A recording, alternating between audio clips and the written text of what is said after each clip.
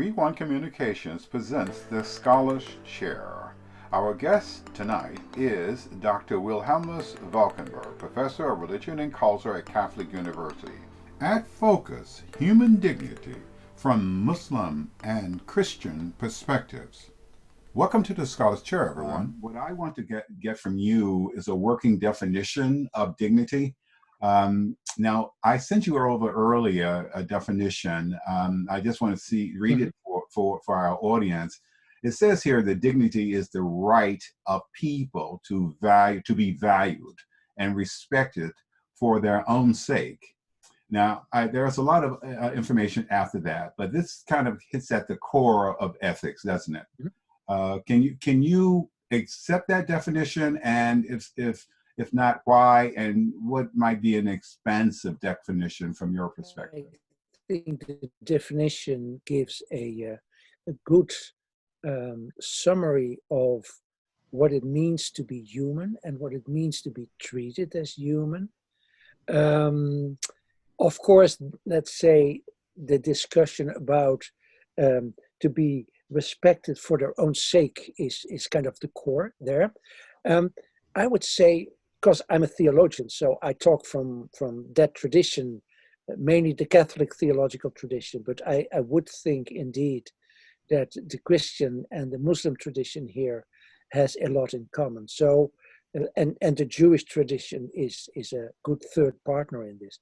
I would say for me, I would add they should be respected for their own sake as being created by God. So the idea of being creatures, I would say is very important. Of course, I realize that not everyone would agree with that. So if you would need to give a common definition that is acceptable for everyone, then of course you leave out the theological message. But historically, I would say the definitions on what it means to be human have been formed mainly by theological traditions until they were taken over by the Enlightenment thinkers and their own more general idea of human dignity. So I guess we will talk more about that in the near future. The idea of a God-created creature, what added benefit that gives us in terms of our understanding of human dignity? So I would say this is related in Christian and Muslim tradition with the idea of what does it mean for a human being to be free. There is no unlimited freedom. There is a freedom to make choices, but you realize that the choices that you make are, in a certain sense, limited. And that's exactly what you said a moment ago, that the choices that we make are choices as created human beings, which means that if you believe in a creator, you believe that this creator has, so to say, established the choices to be made. That's why Jews, Muslims, Christians talk about God as omnipotent, talk about God as the one who is in charge of everything that happens. Now, one of my teachers in this subject, and we just talked about Thomas Aquinas, is David Burrell, a professor from the University of Notre Dame, who has studied the relationship between the three monotheistic traditions in the Middle Ages, Ibn Sina, Maimonides, Thomas Aquinas. And he says what they have in common is this fundamental insight that if you believe that there is a difference between God on the one hand and everything that is created on the other hand, that is a very peculiar kind of difference. Because let's say if we talk about black or white, colored or yellow or purple, male or female, Dutch or American, these are all differences within the realm of being created. But that is not true for God. God is the one who created everything, which means that God is not, let's say, limited by these type of differences. That's, for instance, why one of the meanings, I would say, in Islam of the idea there is only one God, Tawheed. Khalil, yes. In Judaism, it's the same. We believe that there is only one God. And of course, Christians do that in their own way, and as you probably also know, in a somewhat peculiar way. But this idea there is one God who created us means that there is this relationship that determines us and that also determines our making choices. Interesting. While at the same time, it is true that we are free in making our choices, but it's not an unlimited freedom. I mean, I could try to make all kinds of choices that are just not up to me to make. Yes, and that was your ideas about of maybe your objection to some of the phrasing of Kant. Yes. Yeah. So I do think that we think about human freedom too much as freedom of choice. Mm-hmm. Mm-hmm. I would say, but I know I'm talking about as a theologian, so not everything that I say will be acceptable to everyone. On the other hand, I think, well, this is an awareness that can help make people better to make choices in the awareness that not everything is for them to choose. So again, I come back to this idea that the most important things in our life are given. It's not the choice that we make, but it is that what has been given to us, whether to accept it and how to accept it. Yeah. In Islam, there's also a number of creation stories where I would say you see how God teaches Adam the names of all creatures. So he gets a dignity that is very, very specific. And I would say this dignity is connected with the idea of khilafa, of human beings being the substitute or the representative of God towards creation, and the other way around, the representative of creation towards God. Now, I would say you see how I read the Quran, a very similar story about, on the one hand, God has given this to human beings, but on the other hand, it is always contested. So Iblis, the devil, doesn't accept that. God tells him, okay, now you have to bow yourself, prostrate yourself, and he doesn't do it. Yes. Now, let me ask you. So there is this very nice. This is Immanuel Kant tends to put a lot of emphasis on, well, free will, but I would say human merit to accentuate the notions and concept of human dignity. I kind of find that compelling in some degree because it's so close to the Islamic notion of our relationship with God.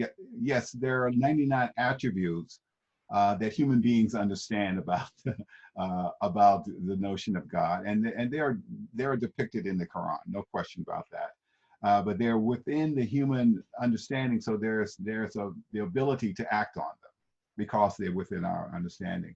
But we keep that transcendent quality in there, but we are always, as you know already, we're always pursuing those values that depict God, those attributes that depict God.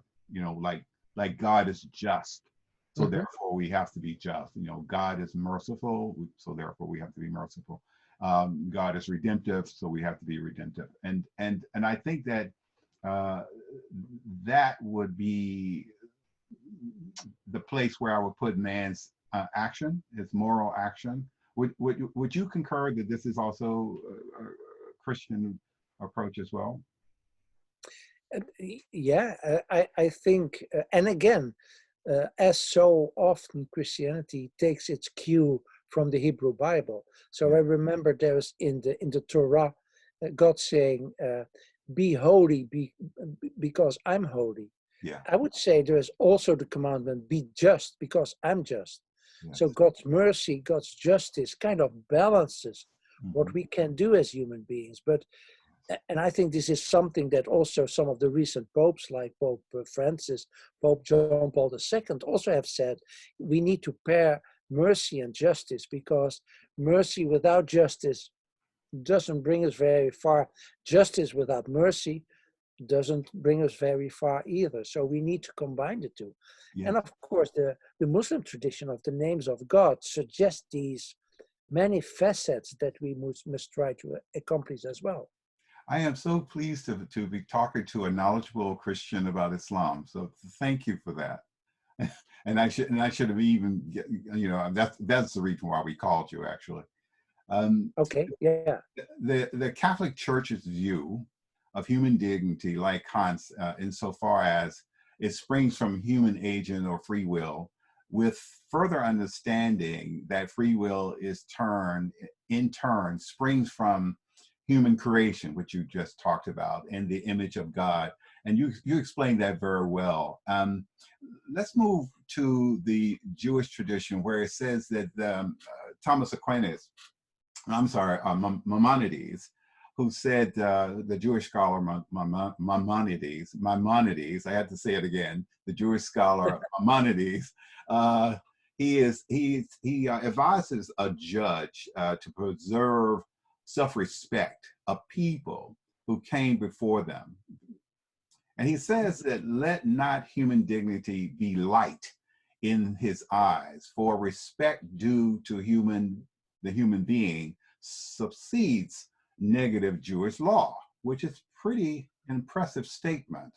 That is putting the value of human being before Jewish law, which is very interesting. Why do you think is this important to Maimonides, or is it important to the Catholic tradition? And is it important to the Catholic tradition? Yeah. Now, I'm not really a specialist in Maimonides, but I did read a couple of things from him. I do know, like so often, you need to read Maimonides in his own context. So, of course, Maimonides, excuse me, Okay, was born in Spain, in this intercultural atmosphere of Al-Andalus. And of course, he ended his life also under Muslim patronage, so to say. So I would say he was very aware of, let's say, how people can have different religious convictions, but at the same time collaborate. Now, that's a little rosy, what I say now, because he also had more negative things to say about Islam at the end of his life. Yeah. I cannot help to think that for Maimonides, he was also a doctor. And I mean, being a philosopher and a doctor, I had one Dutch friend who came to study here at Johns Hopkins University. And he was also a psychiatrist who was a philosopher at the same time. And I told him, wow, you're really the medieval ideal. Because so many of them were philosophers and doctors at the same time. And I can't help to think that being a doctor kept them, let's say, with their feet on the ground to see what human beings really are, while at the same time being philosophers, they could think about what human beings could be. And the tension between the two, you read that in Maimonides. So the two should go together. And as you said, love God and love your neighbor. Of course, you know with this Common Word document in 2007 by Prince Ghazi bin Mohammed of Jordan, and 138 signatories, that really brought central this idea of the combination of the love of God and the love of neighbor that Muslims and Christians have in common. And by the way, as a Christian, I would say that we also derived from our Jewish neighbors, because it's already in the Torah. What Jesus says is, in fact, a summary of the Torah or the Torah. Yes, I agree. The Quranic verse that I'm going to read to you tend to address human dignity from the religious standpoint. In other words, there is freedom to worship as you will, That's how I interpret the verse. And Mhm. but I want to get your interpretation of it. And I think that one of the problems that we have with human dignity is that we tend to disrespect others' religions. You know, that we disrespect their traditional life and expect that everything is going to be okay, and that usually isn't the case. But let me get Mhm. your point of view on this particular verse, and it says that let there be no compulsion in religion. It's a commandment from the Quran. Let there be no compulsion in religion, and it states why. Truth stands out clear from error, it says, and say whoever rejects evil and believes in Allah has grasped the most trustworthy handhold that never breaks, and Allah hears and knows all things. Um, Mm. this gift of discernment is quite an important one, isn't it, in this verse? Yeah, yeah. I would say the core, and of course, you also know all the debates about la ikraha fi din. There is no compulsion in religion, whether that has been abrogated by later version or not. Well, but it is it's a core element that there can be no way to drive people to faith. People need to accept it Yes. freely, Yeah. because if not, it's not a faith. Yeah. It is not real. And I would say, again, this says something about God as creator. It says, namely, that God has created us in such a way that he does not want to force us to believe, but he leaves us the freedom to come to him in the way that we want and in the way that we are able to. And of course, some people will misuse that freedom, Yeah. maybe, Yeah. but the freedom is essential here. I think that's right. I think that freedom is essential, and I think that the power of human discernment is also an element of dignity for him, for the human being. Would you agree or not? Yeah, yeah. And I think without this discernment, there is no real faith, there Mhm. is no real um, life in growing towards God. Because if it's already there, Yeah. well, you don't have to live through it. Um, I think there's a kind of wisdom. So you may know there's all the theories about theodicy. Why did God make the world the way he did? And of course, and again, I think this is in common between the Islamic and the Christian tradition and the Jewish tradition, is that God wanted human beings to grow. He didn't want to create them as finished products. No, he wanted them to make a journey in their life and to grow in love and in faith through that journey. Mm. Tell me, Professor, what do you think that the Abrahamic traditions have in common regarding religion and human dignity? And I know that's a fairly simple question for you, but do you think that the value to discover the common ground, the common values, is essential at this time that we're living in? Yes, I do. But I should begin with a kind of a preliminary remark, namely, Mhm. if we talk about what we have in common between the Abrahamic religions, that should not lead us to um, disregard non-Abrahamic religions. So, I mean, there's a level on which we need to um, be neighbors to people of all religions and even non-religious points of view. Um, on the other hand, I do think that the three Abrahamic religions have something in common. And of course, I would say that goes back to the notion of Abraham, one of the prophets, but it's not about Abraham, I would say. It is about the God who called Abraham. And if you look at the Hebrew Bible, one of the most salient things for me is it begins in Genesis 12 with Lech Lecha. Lech Lecha is Hebrew and it means go, but it repeats itself. So it has a lot of stress. You really need to go. You really need to start something new. That's the call that God gives. But then he gives a promise. I will give you a land. I will give you progeny. I will give you a people. And I would say what Abrahamic religions have in common is to trust the promise that God makes and to make these steps to go out. And of course, you know, in the one thing that the Islamic tradition has in common with the Jewish tradition is this idea that Abraham was also the idol smasher, the one who didn't want to stay with the idolatry, the polytheism, the images, etc., etc. He really wanted to go to a new relationship with God. And I would say if the Abrahamic religions have something in common, it's kind of the duality, the balance again. On the one hand, we have been called by God. On the other hand, we need to make that true in our lives.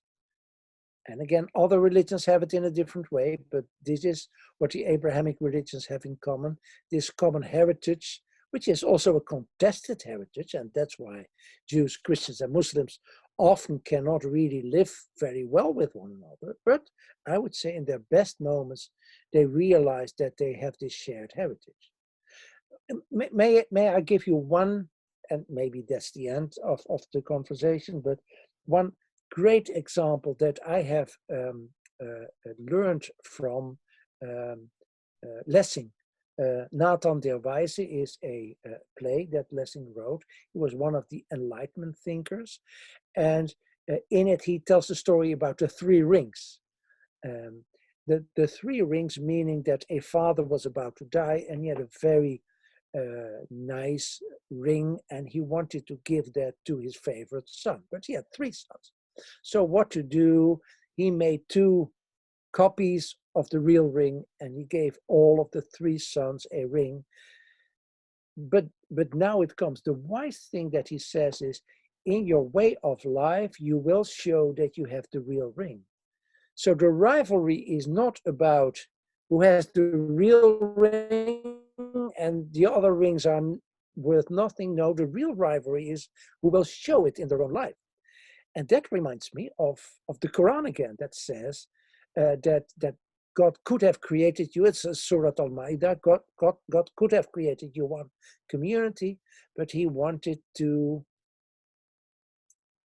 teach you about haste to emulate one another in doing good.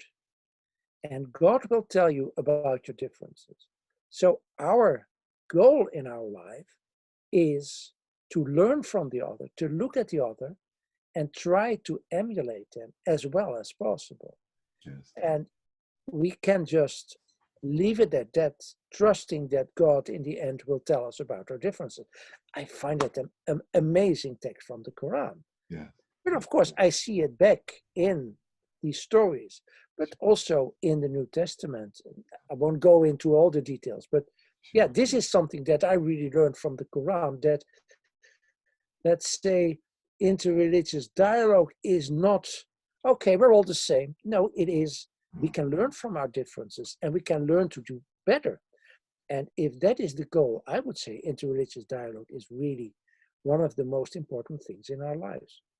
I think that is becoming more true as I get older. I am finding myself to meet people like you, and I don't know if you remember your colleague there, Professor George McLean, who I have had many hours of conversation with, and have him on film. Thank God. But he was a remarkable person, and yes, I can tell you with experience that I have deepened my faith by interreligious dialogue, and no less so this evening. My friend, you have made my time, and I think my audience time, well worth these 40 minutes, and I deeply appreciate your time and the things that you offer the conversation. I want to ask you, and this is our parting question, what books would you recommend, and you can recommend your own if you wish, that a person who is interested in the interfaith dialogue would benefit from? Okay. Well, I would say one of the first things would be, let's say, learn some of the great texts that we are now happy to have, in which religions talk about their relationship with the own religion. So I told you about Nostra Aetate, the document of the Second Vatican Council. Now, I happen to have edited a book on Nostra Aetate, but there are more excellent books about it. Then there's, of course, the Common Word document, which is the Muslim vision on the relationship between the three religions. And there's also a Jewish document, Dabru Emet, a word of truth, that also talks about how Judaism sees its relationship with the other Abrahamic religions. So I would say that is important. And then going on to look, for instance, at the document on human fraternity, which was signed 2 years ago by Pope Francis and the Grand Imam of Al-Azhar in Abu Dhabi. It's February 4th, 2019. Wow. I do know that Pope Francis really wants this to be not a one-time document that people can read, but a living reality. So there is a committee that tries to organize all kinds of things with it. I happen to do something with Rumi Forum here in Washington, D.C. Yes. on that. And then you can see how in the latest encyclical of Pope Francis, Fratelli Tutti, he refers to that document very explicitly, which I find very interesting, because to my mind, it's the first time that a Pope says, no, these instances of interreligious dialogue. He also mentions St. Francis of Assisi and his meeting with Sultan Malik al-Kamil in Damietta in 1219. So there is a lot of stuff to read about that. There are a lot of good examples of how to do it. Yeah. Maybe one last thing. This is a book that has not yet been published, but it should be on the presses right now. But that is, so you probably can try to learn quite a bit from the Quran. And so there is a series of books with Peters Publishers in Leuven in Belgium, but it is edited by Catherine Cornell, a theologian from Boston College. And it's called Christian Commentaries on Non-Christian Sacred Texts. Now, most of the books in this series has been on Hindu scriptures, Buddhist scriptures, Chinese scriptures. I have written a commentary on, not the entire Quran, I wouldn't dare to do it, but on the text, on the Ahl al-Kitab, the people of scripture in the Quran. So how does the Quran look at Jews and Christians? And that book is about to be published. The title of the book is No Power Over God's Bounty, because this is from Surah 57, if I remember well, where the Quran said the people of Scripture should not think that they have any power over God's bounty. Yes. And I think that's such a wise idea. Yeah. We always think that we know what God wants, where we are going, but the Quran reminds us time and again that God has a bounty that we as human beings cannot fathom. So I would say the wisdom that I have comes, of course, in a part from the Christian tradition, but also in a part from the Quran. And that's something that really has taught me lessons over the years. I refer to Surah Al-Ma'idah and this idea of God could have created us as one community, but in his wisdom, he didn't. And the Quran has an explanation why. So yeah, that is beautifully stated, and it reminds me of the Quranic verse where God is actually talking about that He created nations and tribes. The verse, not to despise each other, but to respect each other. And the most honored of you in God's sight was the one who was the most righteous. So our diversity is wonderful, but we have something to do here. So Lita Arafu, I don't remember. That's the so that you may know one another. Yeah, that's exactly what it is. Yes, To yes. get to know one another is one of God's commands.